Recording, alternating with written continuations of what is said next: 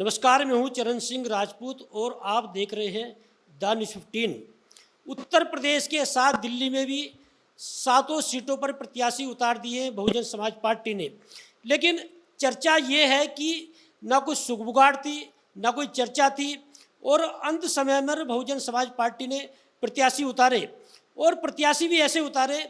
लक्ष्मण सिंह जी जो प्रदेश अध्यक्ष हैं उनकी यहाँ दिल्ली के बहुजन समाज पार्टी के, उनका कहना है कि दूसरी पार्टियां जो हैं दिल्ली में वो मुस्लिम प्रत्याशी नहीं उतारती, लेकिन हमने 2 मुस्लिम प्रत्याशी दिए। तो दिल्ली के प्रदेश अध्यक्ष लक्ष्मण सिंह जी खुद हमारे साथ में हैं, उनसे ही बात कर लेते हैं कि 7 प्रत्याशी यहाँ पर उतारे, क्या रणनीति है दिल्ली में चुनाव जीतने की, क्या समीकरण है। और 2019 के चुनाव में देखा गया कि लोकसभा चुनाव में कि मात्र 1% जो है वोट बैंक था बहुजन समाज पार्टी का। हालांकि 2009 के चुनाव में 9% और 2014 के चुनाव में 6% था। अब ये प्रतिशत कैसे बढ़ेगा, कैसे सीटें जीतेंगी, क्या समीकरण है। और इंडिया गठबंधन और जो भारतीय जनता पार्टी के बीच में लड़ाई मानी जा रही है, त्रिकोणीय चुनाव कैसे बनाएगी बहुजन समाज पार्टी, इन सब पर चर्चा करने के लिए, बात करने के लिए हमसे जुड़े हैं दिल्ली के प्रदेश अध्यक्ष बहुजन समाज पार्टी के लक्ष्मण सिंह जी। लक्ष्मण जी, आपका बहुत बहुत स्वागत है। धन्यवाद भाई राजपूत जी, पहला ही प्रश्न मेरा ये है लक्ष्मण जी कि भाई दिल्ली में इंडिया गठबंधन और भारतीय जनता पार्टी के प्रत्याशी तो चुनाव लड़ रहे थे, लेकिन चर्चा नहीं थी, कोई सुगबुगाहट नहीं थी, बहुजन समाज पार्टी भी चुनाव लड़ेगी। और अमरिंदर सिंह लवली जो कांग्रेस के प्रदेश अध्यक्ष इस्तीफा क्या दिया, बहुजन समाज पार्टी ने 7 सीटों पर प्रत्याशी उतार दिए। क्या कारण है, क्या रणनीति है, और बहुजन समाज पार्टी ने जो प्रत्याशी देर से उतारे, क्या कहेंगे? देखिए, पहले तो मैं आपके चैनल के माध्यम से दिल्ली प्रदेश की तमाम आवाम को, तमाम वोटरों को आने वाले 25 तारीख को यानी 25 मई को दिल्ली प्रदेश में लोकसभा का आम चुनाव होने को जा रहा है। मैं अपने तमाम आवाम से निवेदन करता हूं और दलित, मुस्लिम, ओबीसी के साथ साथ सर्व समाज के लोगों से मेरा एक ही निवेदन है कि ज़्यादा से ज़्यादा संख्या में जाकर के अपना वोट का प्रयोग करें और मानवतावादी जो विचारधारा की जो पार्टी है बहुजन समाज पार्टी, जो इस देश के दबे कुचले लोगों के लिए, चाहे किसी भी समाज के, उनके लिए काम करती है। तो मेरा निवेदन है कि ज़्यादा से ज़्यादा संख्या में बहुजन समाज पार्टी के हाथी के सामने वाला बटन दबा करके बहुजन समाज पार्टी को सफल बनाने का काम करेंगे। अब बात रही आपकी कि आप किस रणनीति से आप चुनाव लड़ेंगे।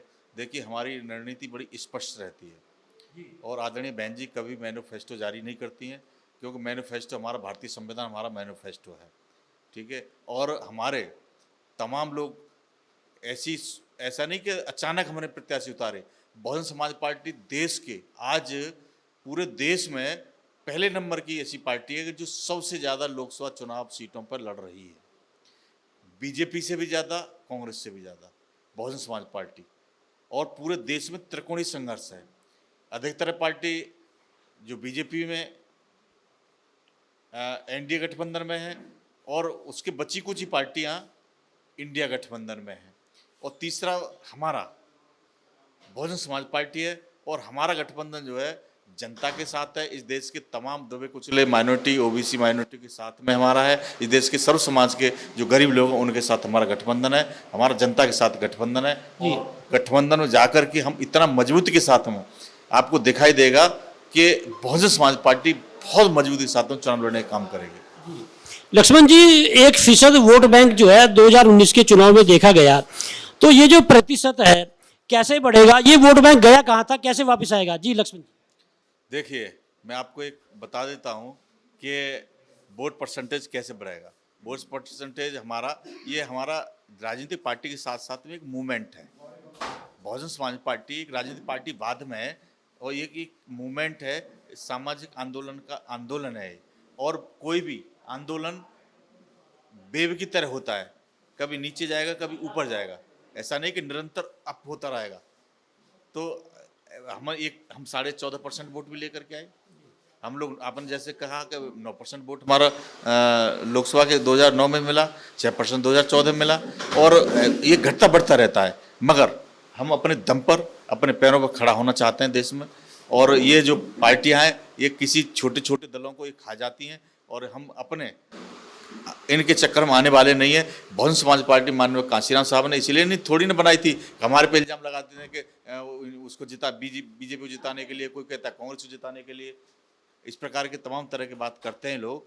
हम बहुजन समाज पार्टी इसीलिए माननीय कांशीराम साहब ने बनाई थी कि हमारी पार्टी से कौन हारेगा, कौन जीतेगा, है हमारे लड़ने से कौन जीतेगा, किसको लाभ होगा, किसको हानि होगी, हमें उससे क्या मतलब है। हम चुनाव लड़ रहे हैं, अपने पैरों पर खड़े होंगे, मजबूत साथ लड़ेंगे, और हम जीते भी हैं, और हमारी सरकार भी बनाई है और सरकार चलाई भी है, और हमने जनता के साथ में जो जनता चाहती है उस तरह से सरकार चलाने का काम किया है।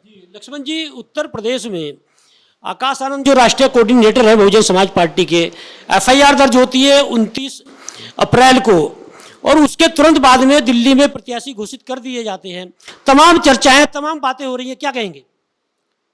ये सब बेकार की बात है। हम लोग हमेशा पहले से तैयारी करते हैं। वो तो हमारे नेशनल लीडर हैं, हमारे राष्ट्रीय कोऑर्डिनेटर हैं, इस देश के युवाओं के दिलों की धड़कन है, और युवाओं के आइकॉन है माननीय आकाश आनंद जी। तो वो अपना कार्यक्रम मान्य जो रैलियां कर रहे हैं वो कर रहे हैं, इनसे संबंध, उसका संबंध क्या है? यहाँ दिल्ली में हम लोग चुनाव लड़ने की तैयारी थी और तैयारी है, और हमेशा लड़ते आए। हम कब चुनाव नहीं लड़ा मैंने दिल्ली में, हमेशा चुनाव लड़ा है मैंने। कौन सी लक्ष्मण जी, इसमें कहीं से दो राय नहीं। आकाश आनंद के भाषण की सराहना हो रही थी, और हम लोगों ने भी सराहना की कि इतनी कम उम्र में तथ्यों के साथ में जिस तरह से उन्होंने सत्तारूढ़ पार्टी को घेरा, तो सारे लोग सराहना कर रहे थे। लेकिन अचानक रैलियां रद्द कर दी गई और आकाश आनंद जो है एक तरह से चुनाव से हट गए, क्या कहेंगे? ऐसा नहीं है। आकाश आनंद जी बेधड़क बेबाक हमारे नेशनल कोऑर्डिनेटर हैं, डरने वाले नहीं हैं, और जिन्होंने तैयार किया है उनको, आदरणीय बहन कुमारी मायावती जी ने, वो कब किसी से डरने वाली नहीं है, कभी नहीं डरी और न डरेंगी। उन्हीं के उनको लेकर के चलते हैं माननीय आकाश आनंद जी, उन्हीं की देख रेख में वो तैयार हुए हैं, तो ऐसा नहीं कि डर जाएंगे। और एक्चुअली क्या है, कार्यक्रम आदरणीय बहन जी के निर्देश अनुसार तब तक ही था उनका, तब तक ही उनका शेड्यूल था। जितना शेड्यूल माननीय बहन जी ने बनाया था वहां तक वो गए, और जैसे बहन कुमारी दोबारा बनाएंगे तो दोबारा जाएंगे वो। ऐसा नहीं किसी से डर गए या कोई, हमारा हर पार्टी का अपना शेड्यूल होता है, हमने इतनी रैलियां करनी है, हमने इतनी रैलियां करनी है, तो ये शेड्यूल होता है, ऐसा नहीं है। तो जितना शेड्यूल माननीय बहन जी ने बनाया था उतना कर दिया है। दिल्ली में शुरुआत हुई बहुजन समाज पार्टी की, उत्तर प्रदेश में बाद में गए, और 4 बार मुख्यमंत्री रही मायावती जी, बहन जी। लेकिन दिल्ली में प्रतिशत जो है नहीं बढ़ा, दिल्ली में जनाधार नहीं बढ़ा, क्या कारण रहा? दिल्ली में मैंने बताया ना आपको, पहले भी कहा, दिल्ली में तो 14.5% वोट पड़ा, 14.6%, और 2 विधायक भी जीते, 6 दूसरे नंबर पर भी रहे, 35-36 तीसरे नंबर पर भी रहे। ऐसा नहीं है, तो मैंने बताया ना, ये जो है मूवमेंट है, बेबी की तरह ऊपर नीचे चलता रहता है। कितनी सीटें जीत रही बहुजन समाज पार्टी दिल्ली में, और कौन कौन सी? बहुत मजबूती के साथ में लड़ने का काम करेंगे, ये तो रिजल्ट बताएगा। मगर हम लोग इस तरीके से लड़ेंगे कि हर हालत में इनके छक्के छुड़ाने का काम करेंगे। बहुत बहुत जय भीम, जय भारत, नमो बुद्धाय। तो ये थे लक्ष्मण सिंह, प्रदेश अध्यक्ष दिल्ली के, और उनका कहना ये है कि मजबूती से चुनाव लड़ेंगे, मिशन है हमारा। और जी उन्होंने बोला ये जो सीटें हमने ऐसा नहीं कि अचानक उतारी, हम लोग लगातार चुनाव लड़ते रहे, और दिल्ली में प्रदर्शन जो होगा बहुजन समाज पार्टी का वो देखने लायक होगा। फिलहाल इस कार्यक्रम को यहीं विराम देते हैं। देखते रहिए द न्यूज़ 15।